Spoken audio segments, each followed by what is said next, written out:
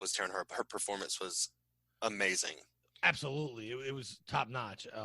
But again, and I've said this every episode, every one of them are like, these are the performances of their lifetime. Like, they're just that good. And I don't know a lot of things from pretty much anyone but, Patrick Stewart, but I can't see them being much better anywhere else. No, they're bringing it. They're bringing it. There's the characters are so fleshed out, looking at like Captain Rios on the bridge, his movements and the way that he's portraying his character, and even all of his little hologram characters are just so completely different. It's amazing to watch. I'm glad we didn't get like 7 more of them since in the last 2 episodes, though. You didn't like all of them, but like, they were just like, oh. Every time he pops up and he's got a different accent, though. That was cool, but it was like, cool. Yes, it was fun. He's clearly antisocial. Why is he creating all these fake hymns to hang out with himself if he keeps turning them off? I did say to my wife, if I was alone on a ship, I would not make multiples of me. I would choose the most beautiful woman I've ever seen. and maybe one guy to have a beer with. Like, that would be the idea here. So it's just weird.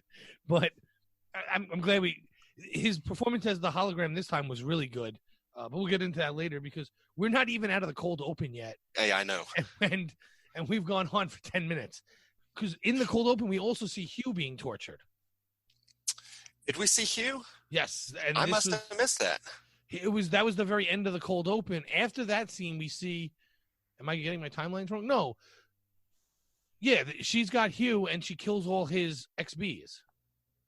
That is not in the cold open. I swore that was. Nope. But the first part of it was.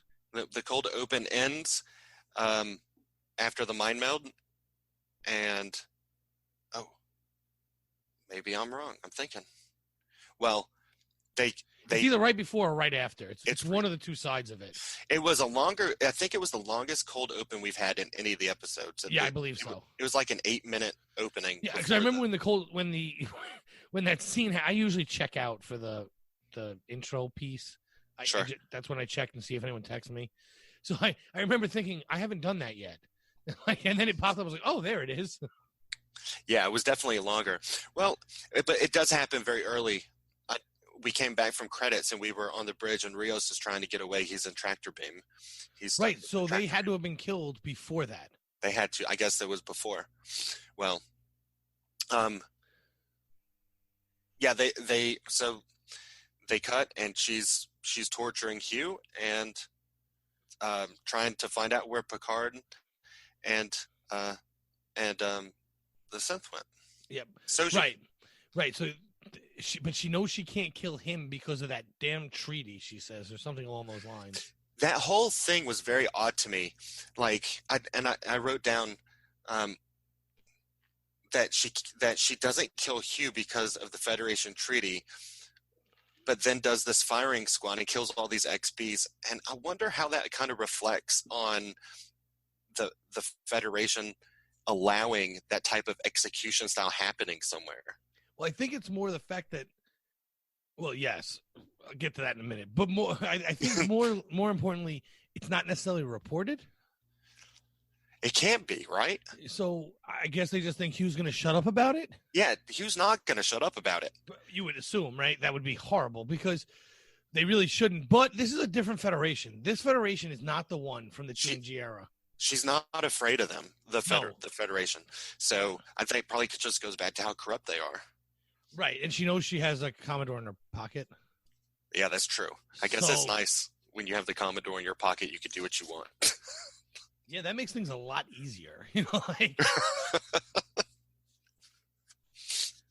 So clearly she understands how corrupt they are, because she has a very high-ranking member, on the payroll, so to speak. And then on top of that, the treaty covers Hugh because he's there as an ambassador for them, as the liaison or whatever, and the director. But the other XBs, well, I guess they could we never recovered 8 XBs we killed. That didn't happen.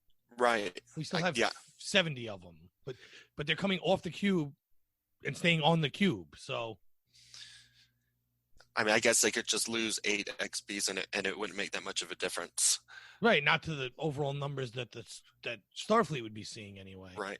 Or it could be, these 8 that we did recover went haywire and we had to execute them. Right. And I guess the idea is, well, if we show Hugh we're willing to do this, then maybe he'll shut up because we're willing to do this. Maybe. Well, when she got down and she said to him, you could have stopped this if you had just told us this is your fault. I wrote down, this is not Hugh's fault. Right. Well, and it's not, but that's what they always say, right? Watch any gangster movie or spy movie or fill in bad guy killing good people movie. Right. So if you just tell us the truth, we wouldn't have to kill everybody. Well, I mean, but I love the trigger. But I just thought it was great that Hugh stood his ground, though, because the opposite trope to that is, okay, I'll tell you, you win, and you know, it shows a level of loyalty and integrity that I don't think we get to see as often as we get to see, you know, the opposite. The opposite. So I was really pleased to see Hugh, and then of course he dies shortly thereafter. Yeah, so he ends up dying anyway, which, okay, so my wife pointed this out while we were watching it. She goes, it was a really cool scene that they shoot all the XBs and kind of walk away, and they cut to another scene. Maybe that's the bridge scene they cut to, because you kind of think, oh, maybe they did shoot Hugh, because she says kill them all and walks away. Right. They don't show you who they're killing particularly. And she's like, oh, that's really cool. This is the second time we watched it, because you really believe there that Hugh is dead. And I'm like, yeah, but he dies later anyway. Like, I don't know why they tried to hide that from us, just from him to be alive, just from him to be dead later. They should have just let it happen, I think. Right, just show us the scene. Yeah, I mean, especially since the way that he died was such a throwaway moment. Like, they just, with the dagger, and it was just like, you know? Yeah, it was you need an XB to get through the portal. Yeah. Like, it was very weird. But so, right, yeah, I agree. They could have done that anyway. Right. They didn't have to, like, fake us out or whatever. But, whatever. It's okay. On the bridge, however, we have this issue of them not being able to get away, and Jurati's like, just tell me when to go home. And that works. Yeah. Well, they think it works. I know, but, like, it just works at that moment. I mean, it works because they're going to follow him, obviously. But it works. Like, ugh. Hey, you know, we came to visit a Borg cube. It wasn't as much fun. We're ready to go home. It's just a little like, all right. I mean, whatever. It wasn't bad, right? It's just kind of like, oh, okay. Like, that was the excuse they gave? Yeah. I think there's a lot of, like, sometimes you just have to accept that this is what they decided to do. Yeah, I mean, and really, I don't even think they said we're trying to go home. They just broke free. Just broke free. Because I didn't get the impression that they actually radioed into the No, Borg. Me neither. Because she says that, then Rios is like, oh, it worked. And she's like, well, Rafi's like, I did nothing. Yeah. You know, like, they didn't think they were being followed at that moment then? Like, there's something about their ability to perceive, because if they had a tractor beam on me and they suddenly just let it go and I went to warp away, I would assume, knowing what we were there to do, that they would be looking at me further. Right. Someone would be right behind me. Right. The whole time. So, I mean, the crew is so broken, even from the beginning. There hasn't been a quote unquote Star Trek unity amongst this crew so far. No, and I love it. I love that. I love it because this isn't a Starfleet crew. Right. It's a ragtag bunch of people who really have no business being grouped together at this moment. It's a motley crew. Yeah, exactly. Exactly. And, you know, Jurati doesn't really belong there. Rafi and Picard, I guess, belong together because they were in Starfleet together, so that makes sense.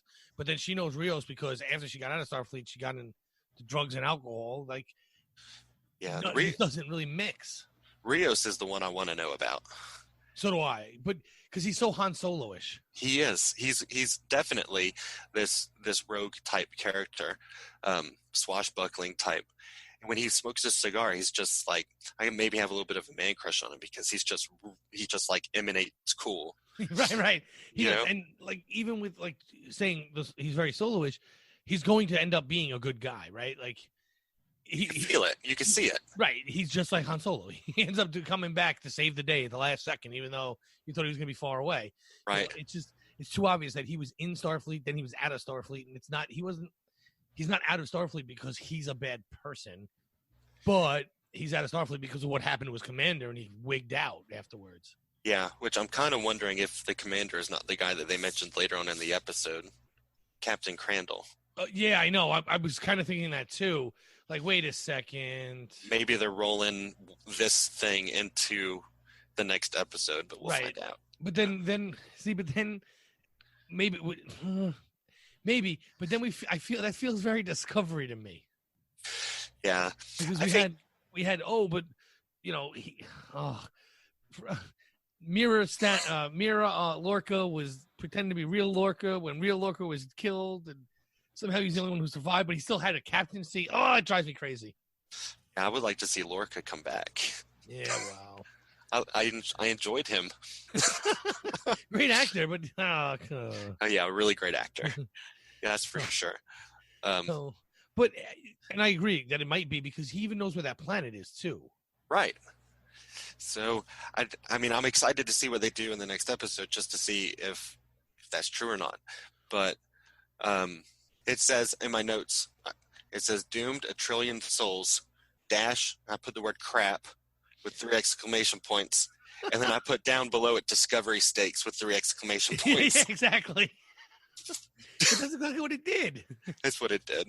But again, I think you can justify this one because it's not really the. In fact, if the season does what it wants to do and saves her, it causes the stakes, not stops them. I think so.